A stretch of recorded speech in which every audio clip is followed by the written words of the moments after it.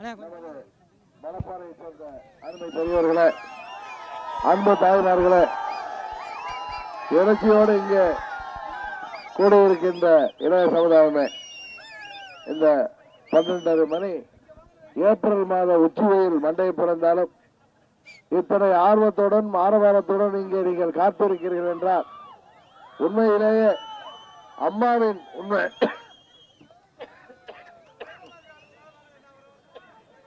உண்மையான தொண்டர்களுக்கு நீங்கள் ஆதரவளிக்க வேண்டும் என்கிற நல்லெண்ணத்தோடு இங்கே கூடியிருக்கின்றீர்கள். நமது வேட்பாளர் அருமை சகோதரர் தங்கவேல் அவர்களை அம்மாவின் ஆசியோடு நாம் பெற்றிருக்கின்ற பரிசு பெட்டகம் சின்னத்தில் வாக்களித்து அவரை வெற்றி பெற செய்ய வேண்டும். இன்றைக்கு இங்கே இரட்டை இலையிலே போட்டியிடுகின்ற வேட்பாளர் யார் என்று தெரியும். அந்த துரோகிகள் கையிலே இருக்கின்ற இரட்டை இலையிலே போட்டியிடுபவர் அண்ணன் தம்பிதுரை. அவர் செல்கின்ற இடங்களெல்லாம் மக்கள் ரொம்ப சீரோடும் சிறப்போடும் அவர்களை வரவேற்பதை நாம் பார்க்கிறோம். காரணம், தொகுதி பக்கம் வந்தாலும் தொகுதிக்கு எதுவும் செய்யாத ஒரு சிறந்த பாராளுமன்ற உறுப்பினரை மக்கள் வருகின்ற இடங்களெல்லாம் சிறப்பான வரவேற்பு கொடுப்பதாக நான் தொலைக்காட்சிகளிலும் பத்திரிகையிலும் பார்க்கிறேன். அதுபோல இல்லாமல் நாளை உங்களால் வெற்றி பெற்றதும் தொகுதியிலே மக்களின் பிரச்சனைகளை அனைத்தையும் நிறைவேற்றி தரக்கூடியவர் தான் நமது அருமை சகோதரர் தங்கவேல் அவர்கள். அதுபோல காங்கிரஸ் கட்சியின் வேட்பாளர் செல்போனிலே ராகுல் காந்தியிடம் பேசி நமது தேவைகளை புரிந்து தருவார் என்கிறார். நமது ஜீவாதார பிரச்சனையாகிய தமிழ்நாட்டில் நமது பகுதியின் அடையாளமாகிய காவிரியிலே மேகதாது பகுதியிலே கர்நாடகாவிலே காங்கிரஸ்காரர்கள் அணை தட்ட துடிக்கிறார்களே, அதை தடுக்க நிறுத்த சொல்லி அவர்கள் தலைவர் ராகுல் காந்திக்கு இவர் செல்போனிலே பேசும் போது அதை நிறுத்திவிட்டு இங்கே வர சொல்லுங்கள். காங்கிரஸ் கட்சியும் பாரதிய ஜனதா கட்சியும் நம்மை ஏமாற்றி வருகிறார்கள். ஏற்கனவே ஆட்சி செய்த பொழுதும் சரி, காங்கிரஸ் தமிழ்நாட்டை புறக்கணித்தது, வஞ்சித்தது. அதன் கூட்டணி திமுக அதையும் தாண்டி தமிழ்நாட்டு மக்களின் நலனை எல்லாம் மறந்து தாங்களும் தங்கள் குடும்பத்திலும் நன்றாக இருந்தால் போதும் என்று மத்தியிலே 15 ஆண்டுகளாக பதவியிலே அமைச்சர்களாக இருந்தவர்கள் என்ன செய்தார்கள்? அதனால்தான் 2011 தேர்தலிலும் நீங்கள் அவர்களை தோல்வியடை செய்தீர்கள். திமுகவை 2014 பாராளுமன்ற தேர்தலில் மாபெரும் தோல்வியடை செய்தீர்கள். 2016 அவர்களால் ஆட்சிக்கு வர முடியவில்லை. அதைத் தொடர்ந்து அம்மா அவர்கள் மறைவுக்கு பிறகு நடந்த நமது ஆர்கே நகர் இடைத்தேர்தலிலும் திமுகவை டெபாசிட் இழக்க செய்தார்கள். ஆர்கே நகர் தொகுதி மக்கள் திருவாரூர் இடைத்தேர்தலை கண்டு பயந்து ஓடியது திமுக.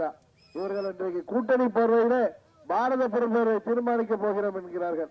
யார் பாரத பிரதமராக வர வேண்டும் என்பதை தமிழ்நாட்டு மக்களாகிய நீங்கள் தான் தீர்மானிக்க வேண்டும்.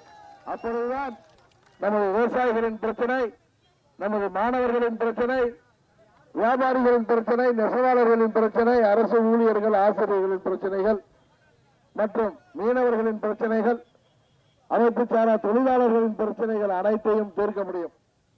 நமது பகுதியில பாரதிய ஜனதா கட்சி என்ன சொன்னது? 2 கோடி இளைஞர்களுக்கு ஆண்டுக்கு வேலை வாய்ப்பை தருகிறேன் என்றது. நம்ம ஏமாற்றினார்கள். ஒவ்வொருவர் வங்கி கணக்கிலும் 15 லட்சம் போடுவேன் என்றார் மோடி.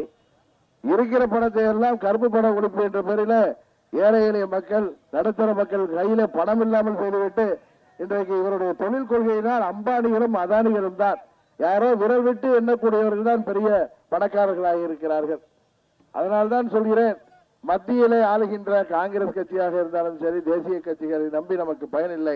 தமிழ்நாட்டு நலனிலே அக்கறை உள்ள அம்மாவிற்காக எப்படி நீங்கள் வாக்களித்தீர்களோ, கடந்த தேர்தலிலே 2014 37 தொகுதியிலே வெற்றி தந்தீர்களோ, அதுபோல அம்மாவின் தொண்டர்களால் இன்றைக்கு இயக்கப்படுகின்ற அம்மா மக்கள் முன்னேற்ற கழகத்திற்கு பரிசு பெட்டகம் சின்னத்திலே வாக்களித்து மாபெரும் வெற்றியை தந்து இந்தியாவின் பிரதமரை தேர்ந்தெடுக்க வாய்ப்பு தருங்கள்.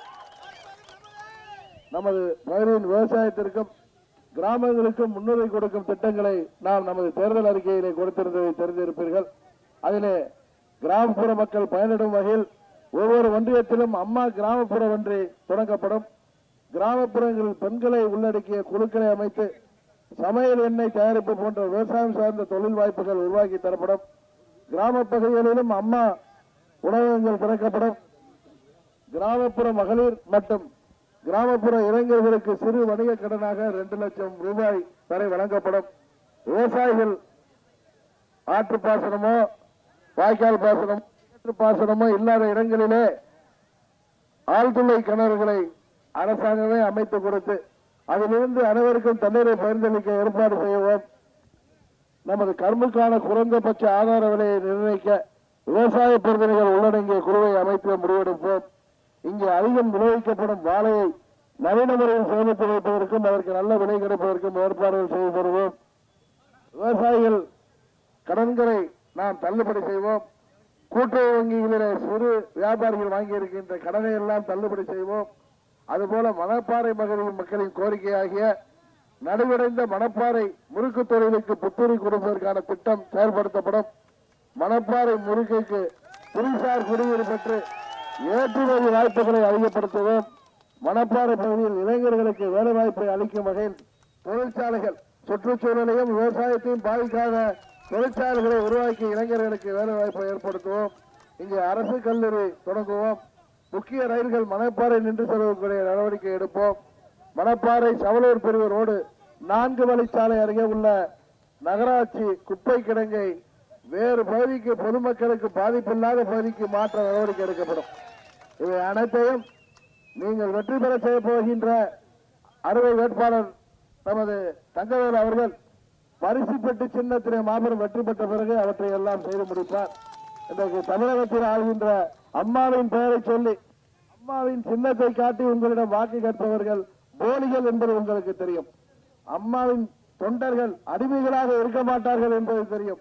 மோடியின் அடிமைகளையும் மோடியையும் முடிவுக்கு கொண்டு வருவதாக தேர்தல் வருகிறது. இந்த தேர்தலிலே நீங்கள் அம்மாவின் உண்மையான பிள்ளைகளாக எங்களை வெற்றி பெற செய்து அம்மா வழியிலே தமிழ்நாட்டின் நலன்களுக்காக போராடுவோம் என்று கூறி நமது பரிசு பெட்டகம் சின்னம்தான் அம்மாவின் சின்னம். உங்களது சின்னம் பரிசு பெட்டகம், பரிசு பெட்டகம், பரிசு பெட்டகம் என்று கூறி அருமை சகோதரர் தங்கவேல் அவர்களை வெற்றி பெற செய்ய வேண்டுமாய் கேட்டு விடைபெறுகிறோம். நன்றி, வணக்கம்.